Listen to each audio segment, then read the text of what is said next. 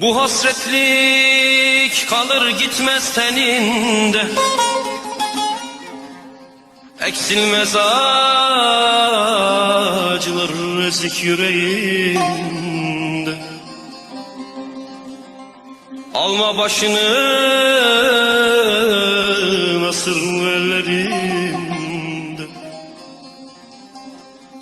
Sen istedin gül teninde yaralar, bu ayrılık hem seni hem beni yaralar. Sen istedin gül teninde yaralar, bu ayrılık hem seni hem beni yaralar. Ne düşler büyütmüştüm varlığında, oysa sen gitmeyi tercih et. Ne acı besteler yaptım ruhumun gelgitlerinde, en gururlu savaştı benimkisi. Sensizlikte yaşarken yalnızlığında savaşmak.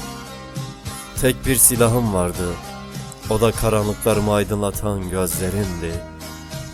Kim bilir sen bu saatlerde kuş tüyü yatağında, makyajsız düşlere gülümserken, ben ayrılığın en derin okyanuslarına gömülürüm.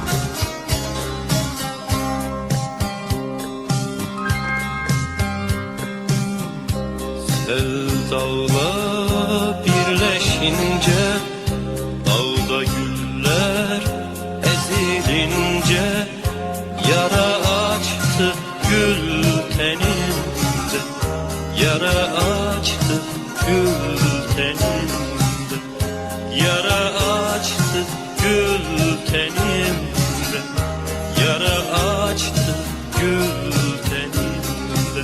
Ağlar dağlar, dağlar ağlar, yüreğimi sancı sarar.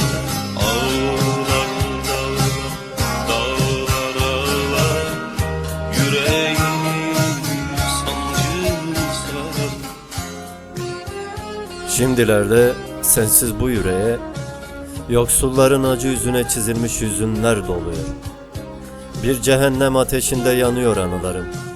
Bir de biri bitmeden diğeri yakılan sigaralarım. Umutsuz değildim asla. Ama o veda etmeden gidişinden sonra hiçbir rüzgar içimi soğutmadı. Hiçbir nefes yalnızlığıma vefa olmadı. Bir avuç su ile hasretini söndürecektim oysa. Sen gittikten sonra ölü bir mezar gibiyim sevdiğim.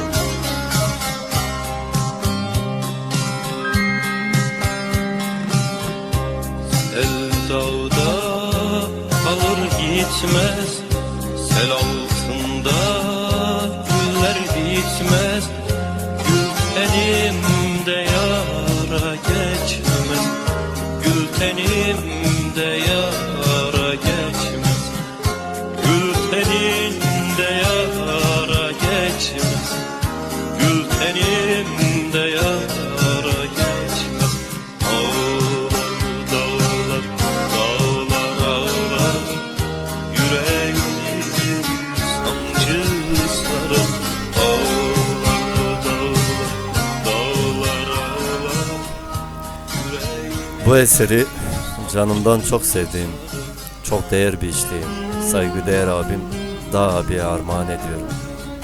Keyifli dinlemeler abim.